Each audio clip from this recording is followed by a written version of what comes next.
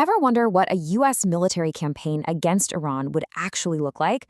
Well, a Fox News broadcast laid out one hypothetical scenario, and we're going to dive in and break down what it all entails, from the military moves to the impact right here at home.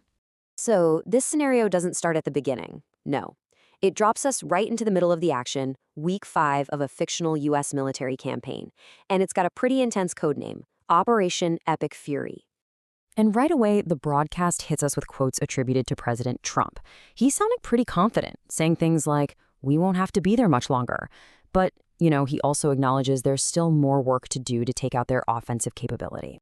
So, what exactly is this operation, and what's at stake here? That's what we're going to unpack. We'll look at the military side, the diplomatic drama, and how it's all supposedly hitting home, based strictly on what's in this report. All right, so let's get into the scenario itself. First up, just what is Operation Epic Fury supposed to be? According to this scenario, this isn't supposed to be a long, drawn-out thing.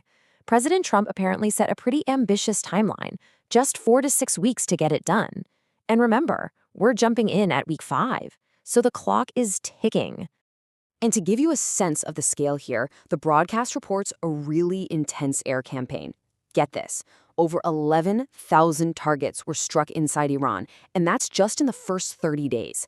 That is a massive number. Okay, so we've got this huge air war going on. But what about troops on the ground? Let's look at the military options that are on the table in this scenario. Well, the report says there are more than 50,000 U.S. troops in the region to support this thing. Now, that's about 10,000 more than usual, so it's a definite buildup. But, and this is a big but, is 50,000 a lot? Not if you're talking about a major land operation. The experts in the report are quick to point this out. I mean, just think back to the 2003 Iraq invasion. That was 250,000 coalition troops. So 50,000 is a totally different scale. So what would those troops even do? The broadcast lays out some pretty high-risk options. We're talking about things like seizing strategic islands, maybe grabbing a foothold near the Strait of Hormuz. And then there's the big one, the most complex mission of all, trying to find and secure Iran's enriched uranium. Just imagine how difficult that would be. And this really gets to the heart of the strategic dilemma. According to one analyst, Iran isn't trying to win in the way you might think. Their objective is just endurance. They want to survive, hold on to their capabilities, and make the whole thing so painful and costly for the U.S. that Washington eventually just gives up and goes home. Okay, so that's the battlefield. But war isn't just about fighting, right? Let's switch gears and look at the diplomatic side of this scenario, which is pretty messy. Yeah, apparently in this scenario, President Trump is getting really frustrated with European allies. The report quotes him basically calling them out, saying if they can't get jet fuel, they should find some delayed courage and go secure the Strait of Hormuz themselves. You can just feel the tension there. And when it comes to actual peace talks, we're hearing two totally different stories. The administration is on record saying diplomacy is going well.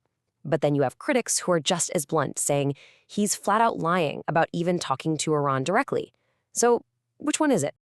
And of course, it's not just the U.S. and Iran. The report brings in other big players, alleging that Russia and China are actually helping Iran's military. The White House says it's confronting them, but analysts point out the tricky situation. Russia is a big winner because oil prices are spiking, and China reportedly gets almost all its oil from Iran. It's a complicated web. So this all might seem like it's happening a world away, but the report makes it super clear that the fallout from this hypothetical conflict is hitting right here at home.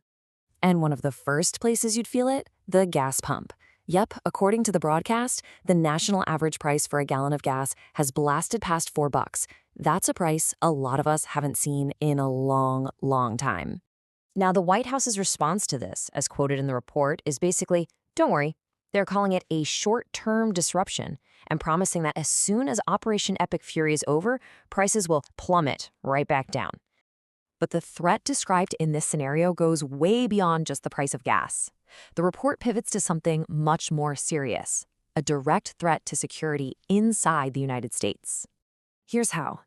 The broadcast details an attack on a synagogue in Michigan. An attacker plowed his truck into the building, and the FBI assessment, according to the report, labels it a Hezbollah-inspired act of terrorism.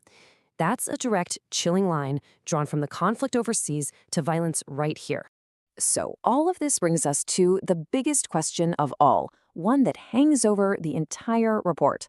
What does winning even look like here? What does victory mean? And as you'll see, the answer really depends on your point of view. I mean, the political divide presented is just massive. On one side, you have the argument that this is about strength, that you have to be tough to get bad actors to the negotiating table. But on the other side, you have critics saying this is a broken promise, that the president is doing the exact thing he said he wouldn't do, get America into another foreign war. And this gets back to that definition of a win. For the U.S., commentators in this piece say a win is total. It means destroying Iran's missiles, navy, and drones, and making sure they have zero nuclear production. For Iran, a win is just survival. If they can hold on and outlast the pressure until the U.S. leaves, they've won. And in the end, maybe the clearest takeaway comes from this one quote from an analyst in the report. He says, if you think it's won or you think it's lost, you are not telling the truth. And that really says it all, doesn't it? It perfectly captures the uncertainty of this whole hypothetical, suggesting that in a conflict this messy, maybe there's no such